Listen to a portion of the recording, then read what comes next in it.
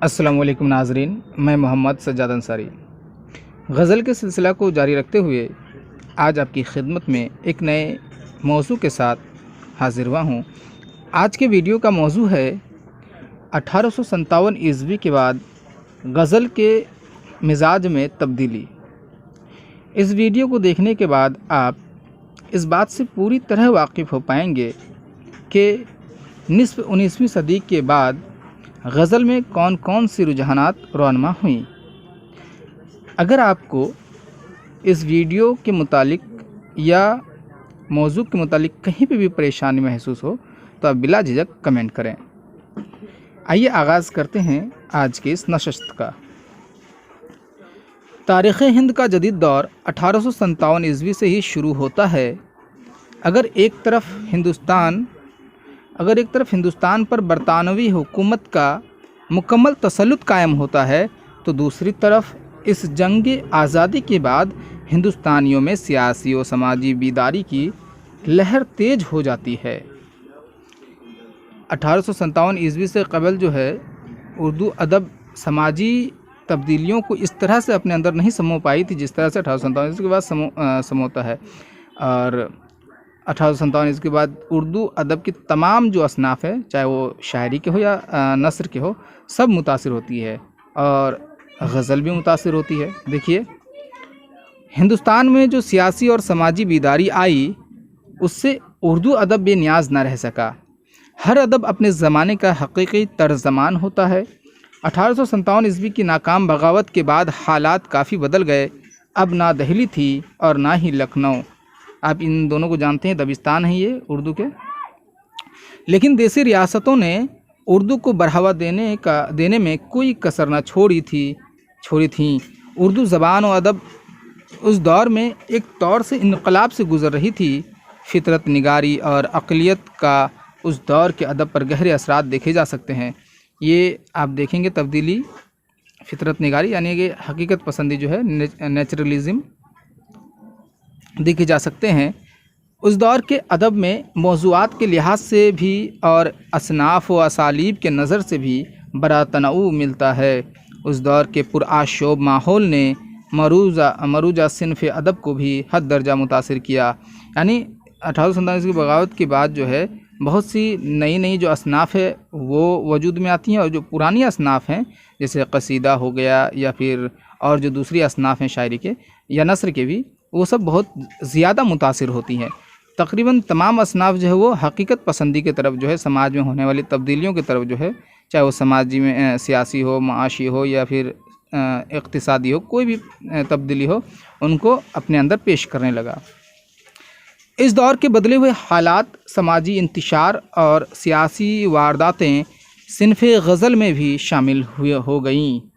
علامہ اقبال، امیر مینائی، داغ دہلوی، بہادر شاہ ظفر، مرزا اسد اللہ خان غالب، چکبست اور اکبر الہ آبادی وغیرہ کے شاعری میں اس بدلے ہوئے رجحان کو دیکھ سکتے ہیں۔ اس بدلے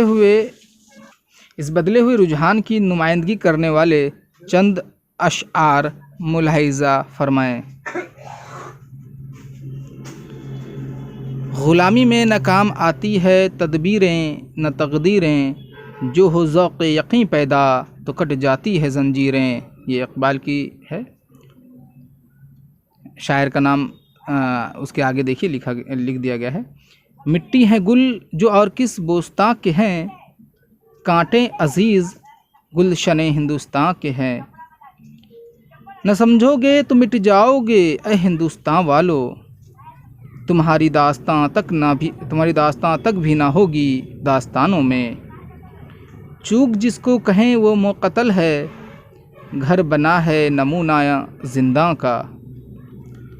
رحمان کے فرشتے گو ہیں بہت مقدس، شیطان ہی کی جانب لیکن میجورٹی ہے۔ یہ انگلش کا لفظ ہے، میجورٹی، اکثریت۔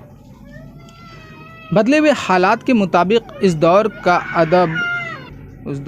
ادب بھی سماجی حقیقتوں کا آئینہ دار بن گیا۔ اس میں اس دور کی جیتی جاگتی تصویریں اور مسائل ملنے لگیں، اور شاعر و ادیب زیادہ روشن خیال اور وسیع نظر ہو گئے۔ 1874 عیسوی میں نیچرل شاعری نیچرل شاعری کی بنیاد ڈالی گئی، جس کا مقصد ہماری شاعری کو زیادہ حقیقی اور بامقصد بنانا تھا۔ نیچرل شاعری کی بنیاد جو ہے وہ حالی اور آزاد مل کر کے ڈالتے ہیں، لہٰذا شاعری میں تصنع، تکلف، لفاظی، مبالغہ، آرائی، بناوٹ اور پیچیدہ پن وغیرہ کی گنجائش کم سے کمتر ہوتی چلی گئی۔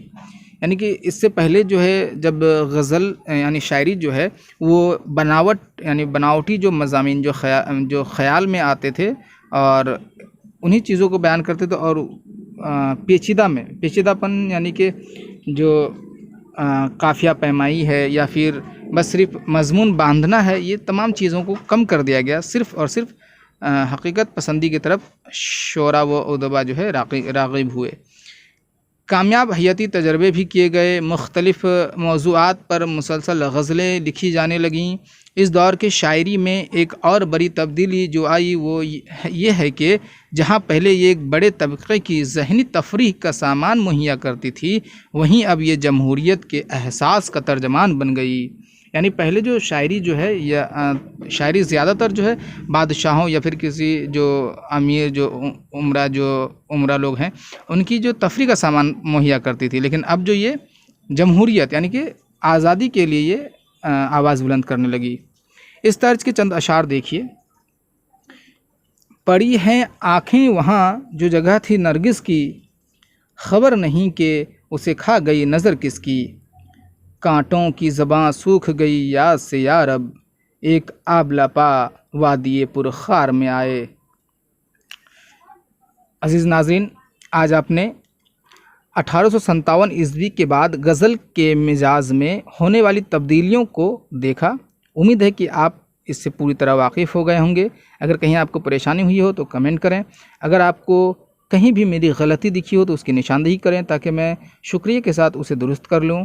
آپ کو اگر یہ ویڈیو پسند آیا ہو تو لائک، شیئر اور کمنٹ کریں۔ اب اجازت دیجیے، السلام علیکم۔